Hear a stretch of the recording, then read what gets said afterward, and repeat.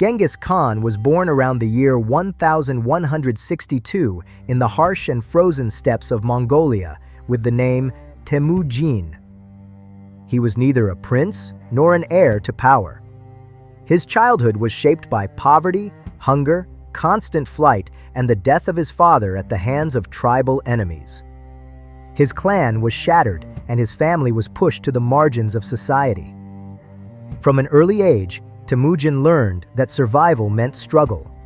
In his youth, he gradually brought the scattered Mongol tribes under his control, not only by the sword, but through law, discipline, and loyalty based on merit rather than bloodline.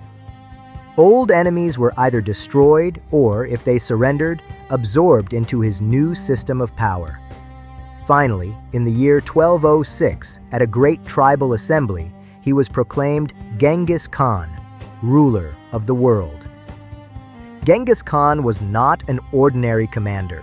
He created an entirely new machine of war that the world had never seen before.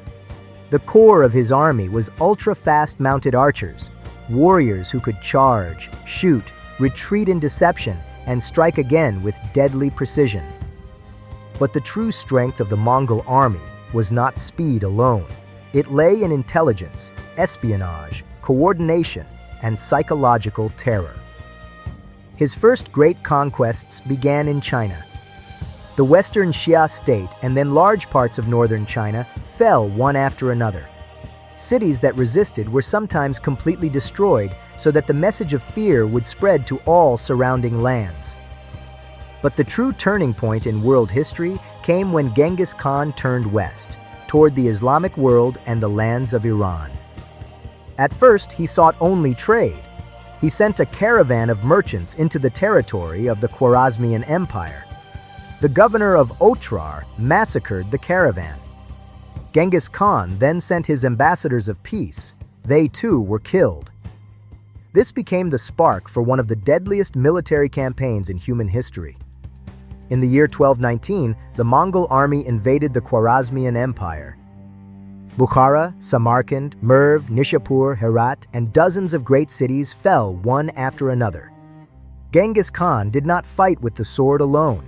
He fought with psychological warfare, rumor, terror, and the collapse of enemy morale. Many cities surrendered in fear even before the Mongol army arrived.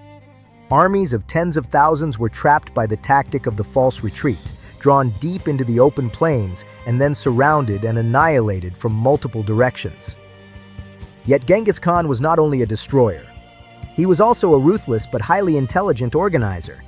He secured trade routes, systemized taxation, established harsh laws against theft, deception, and betrayal, and for the first time created an empire that maintained a fast and coordinated communication network from China to the heart of Central Asia. When Genghis Khan died in 1227, he left behind an empire stretching from Korea and China to the Caspian Sea and Eastern Europe, the largest continuous land empire in human history. He never lost a major battle, but his legacy had two faces. On one side, destruction, death, and terror. On the other, the opening of global trade routes, the exchange of civilizations, and the connection of East and West. Genghis Khan proved that a man born into poverty and exile could, through discipline, organization, intelligence, and speed, bring half the world to its knees. But he also proved that a power built primarily on fear, no matter how vast, will always extract a heavy price from humanity.